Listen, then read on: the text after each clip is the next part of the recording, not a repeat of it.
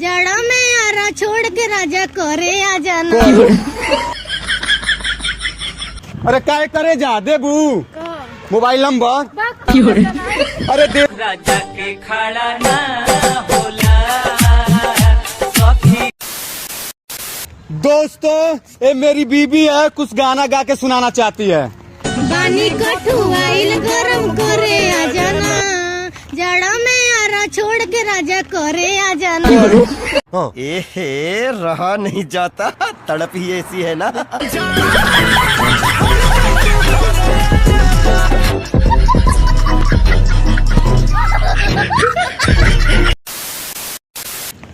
दोस्तों आप लोग को एक गाना सुनाने जा रहा हूँ, ध्यान से सुनिएगा। है तो अरे आटा के लोई के टोई हम तो बहुत शुरू लग अच्छा ऐसा है क्या? तुम दोनों आटा के लोई के टोई।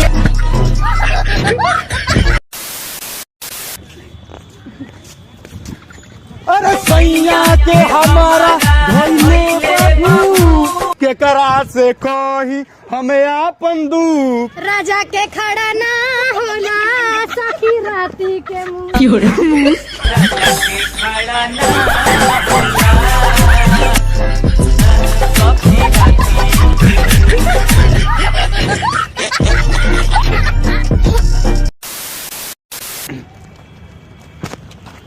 अरे काय करे जा देबू मोबाइल नंबर अरे दे देबू तो घरे जाके बात होई हो, सुतलो आ जगलो में बात होई हो।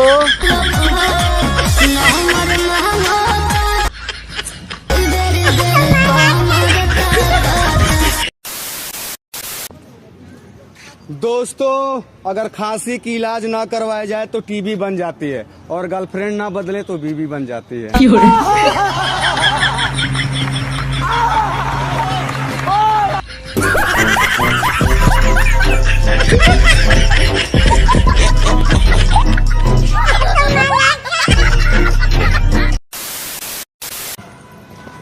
दोस्तों पत्ता हिलता नहीं हवा हिलाती है, कि पत्ता हिलता नहीं हवा हिलाती है, और लड़के बिगड़ते नहीं लड़कियां बिगाड़ती हैं।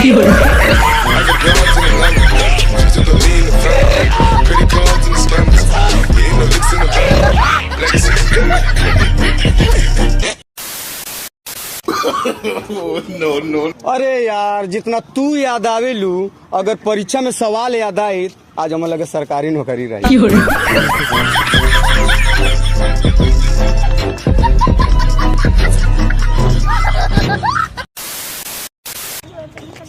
दोस्तों कि कावा काव काव करता है दाने के लिए, कि कावा काव काव करता है दाने के लिए, और लड़कियां मेकअप लगाती हैं लड़कों को पटाने के लिए। एकदम इन्होंने वक्त बदल दिया, जज्बात बदल दिए, जिंदगी बदल दी। ओ भाई मारो मुझे मारो।